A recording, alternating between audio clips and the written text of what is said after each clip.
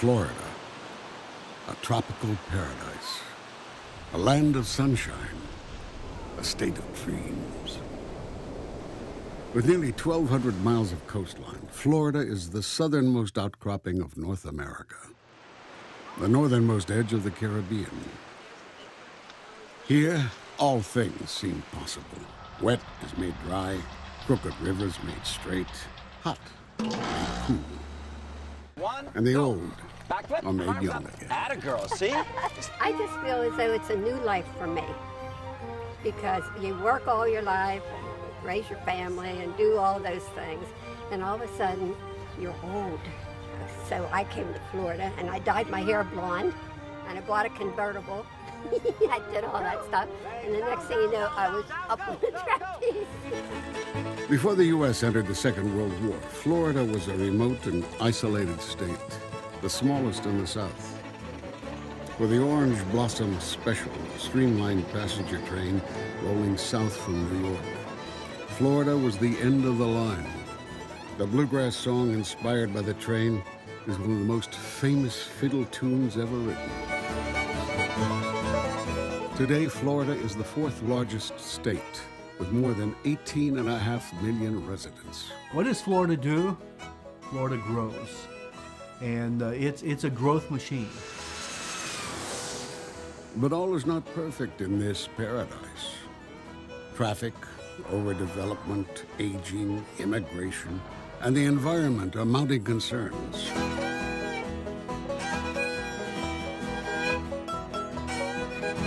During the last half of the 20th century, the story of modern Florida is one of astonishing growth. It's a wild ride no tourist theme park can match.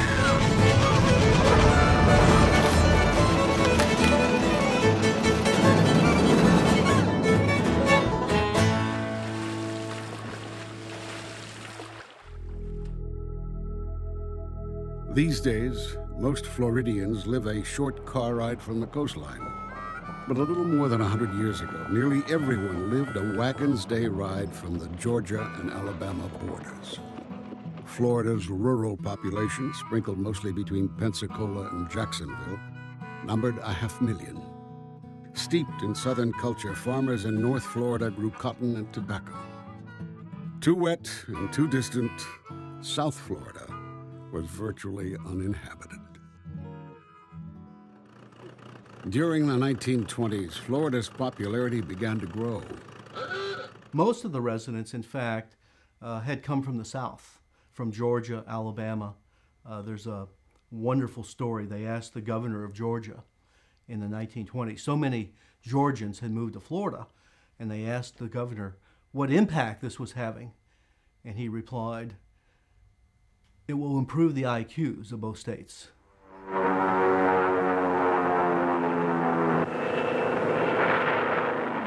And then along came World War II. PFC Thomas C. Wilcox, August 1st, 1943, Buckingham Gunnery School, Fort Myers, Florida.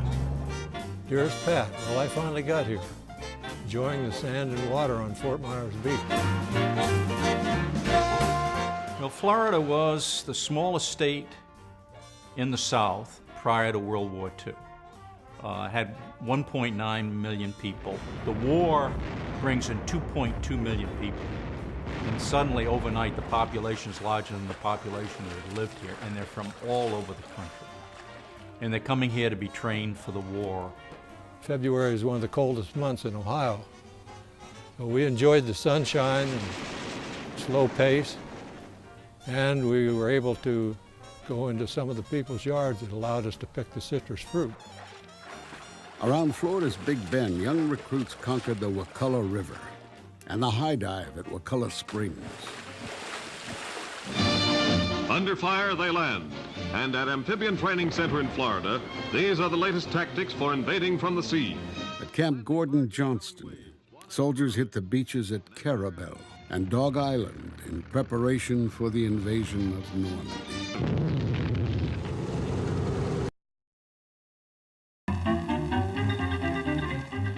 In the center of the state, the big attraction grew on trees.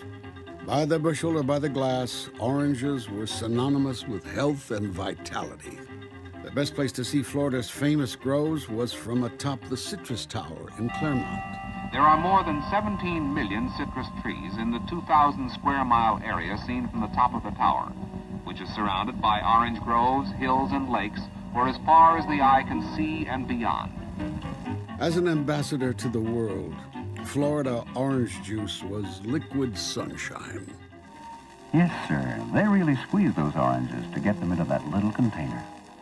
East of the Citrus Tower, Orlando was the city beautiful. People came here for peace and quiet. More than 50,000 visitors are attracted annually by the scenic beauty, perfect climate, and recreational variety which are to be found here. But for vacationers looking for the ultimate Florida experience, there was only one place: Miami Beach. The architecture and lifestyle was glamorous, making it a favorite stop for celebrities. With the ocean breezes and the coconut palms, the atmosphere was tropical and relaxing. To many people, Miami Beach was Florida. A new leader is on the scene, Fidel Castro. But on January 1st, 1959, South Florida and the Miami of old changed forever. For almost 2 centuries, Cubans had come to the U.S. and to Florida in particular to work, to study, to vacation. And so when the revolution came, when Castro's revolution came, Miami was the logical place to go. The first to flee Fidel Castro's communist dictatorship, just 100 miles to the south, were upper and middle class Cubans, more than 200,000. They had fled a very turbulent revolution.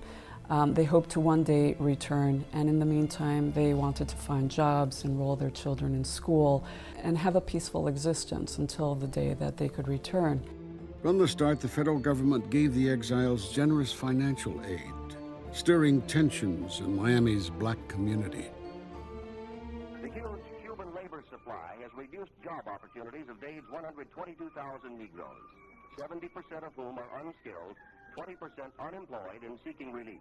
In the 60s, as the Cuban immigration escalated, the state, on its own and under pressure from the federal government, would begin to integrate its public schools, eliminate the segregation barriers that existed in all walks of life.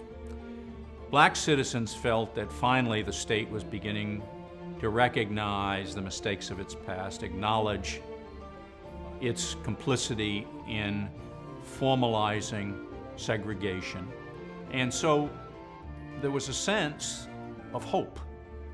But the state became caught up in the Cuban immigration, and its attention was diverted and focused on immigration of people from Cuba fleeing communism. Statewide, there was an undercurrent of change. What was the new Florida going to be? Freedom 7, oxygen is go.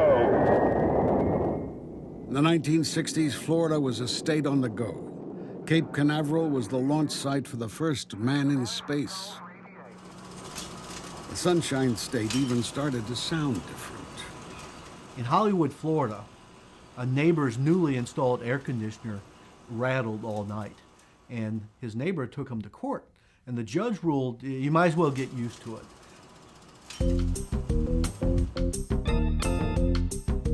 Air conditioning was turning Florida into a year-round destination.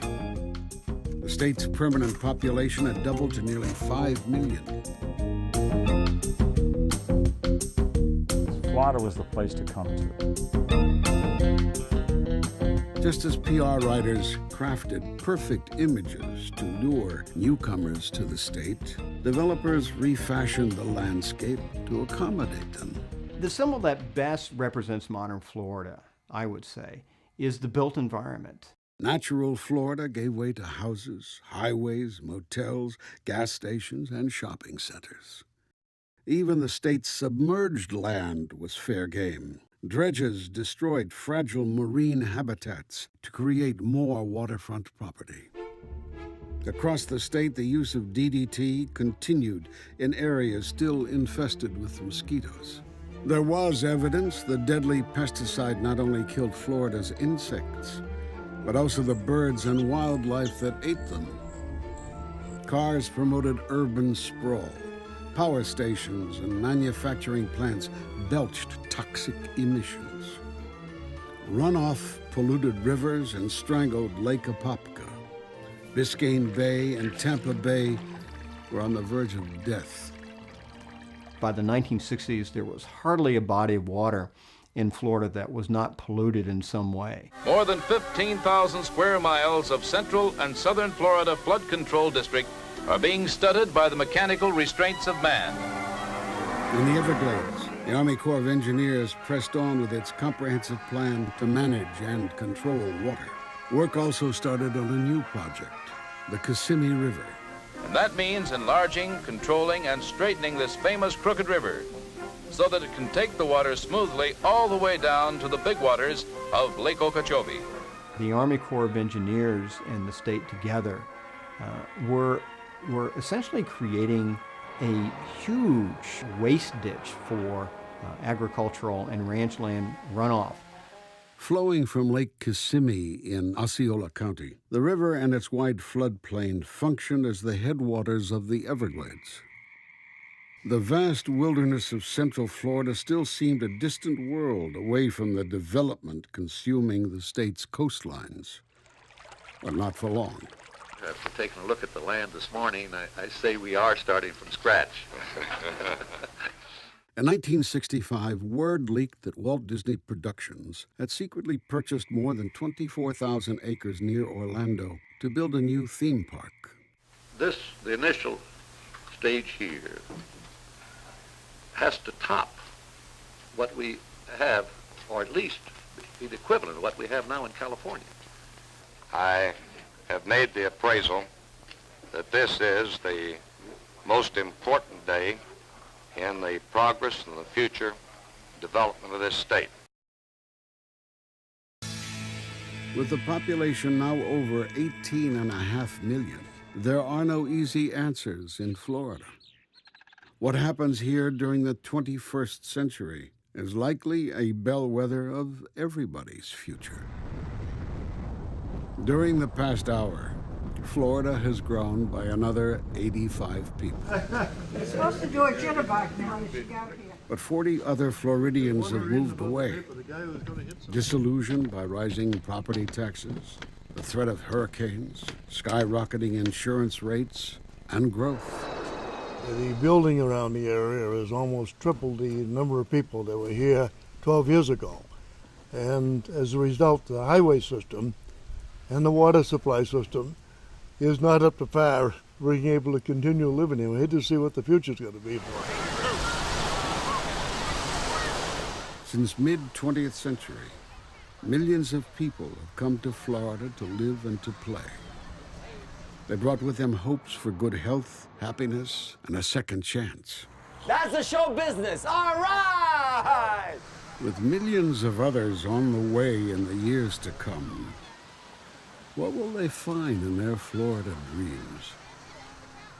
Paradise? Or paradise lost? Can we live together and address the environmental pressures we create? That answer is unresolved so far. But I think people see Florida as a symbol for everything that they've desired in life in terms of livability, that they're going to find a way to preserve it. I think the Florida dream will be reinvented by new generations.